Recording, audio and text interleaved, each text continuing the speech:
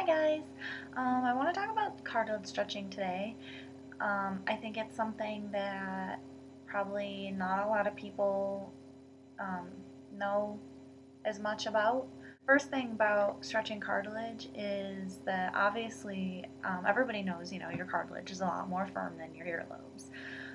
But something that not everybody knows is that your cartilage has significantly less blood flow to it than your earlobes. You have to be really careful about stretching your cartilage. You need to stretch it really, really slowly. And when I say really slowly in reference to earlobes, we're talking maybe 2 to 3 months between stretches. But when we're talking about cartilage, we're talking probably 12 to 14 months between stretches. When you stretch your cartilage too quickly, instead of blowing out, the the pressure on your cartilage piercing will just restrict or totally cut off the blood flow to that part of your ear, and you can cause your cartilage to die. You really want to be careful about stretching your cartilage. So I have been stretching my cartilage for a while now. I started off at a 14, and it was a 14 for many, many years. And when I started to stretch it, I tried the taping method because taping is usually nice and slow. It's usually pretty painless. Um, but with your cartilage, I have found, and this is my personal experience, some people use the taping method for their cartilage and it works fine for them. Um, but I found that the taping method just doesn't work for me when I stretch my cartilage. So what I usually do is I use tapers. In order to help um, my ear stretch more comfortably, I will I'll use the taper in the shower, not after it. I will, turn the water on as hot as I can stand it and make sure that my ear is, really in the water and really um, getting soft and getting hot. And then towards the end of it, I'll oil up my taper and I'll, put my taper through right in the shower. Um, and that seems to work pretty well for me. I'll usually leave my taper in for a little while. I won't try and put my jewelry in right away just because I want to kind of spread out, I guess, the trauma because there's been a couple times where I'll try and put the jewelry in right away and it it just doesn't work sometimes. I'll take a couple ibuprofen and make sure that I don't swell too much, and and then later on, after my ears had time to, calm down and stop swelling a little bit, and just be a little happier, then I'll go about trying to put the jewelry in. So one thing that everybody needs to accept when they start stretching their cartilage is that it's going to hurt. Even if it doesn't necessarily hurt when you put the taper in or put your jewelry in, after a while, it might take a couple days, it might take a week, it's going to get sore and it's going to hurt.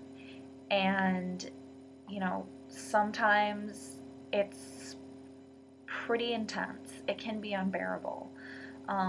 That was actually the reason why the taping method didn't work for me, because I would, tape it and it would be fine for a couple days. And, after a week and a half or 2 weeks, I'd put a little bit more tape on. And, after I put the second little bit of tape, it would just kill. And it would be so sore I couldn't even sleep on it.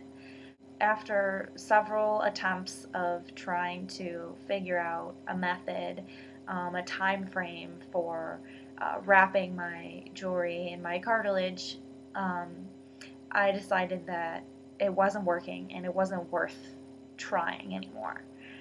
So I went with the tapers.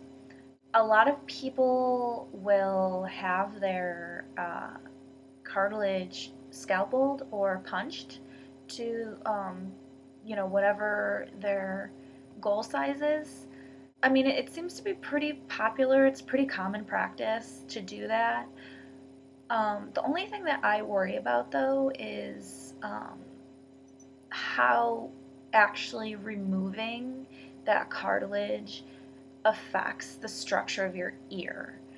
Um, I was talking to my piercer about it one day because I was considering having it done. He has been piercing and, studying anatomy and, um, you know, really educating himself in this field for 20 years or something like that.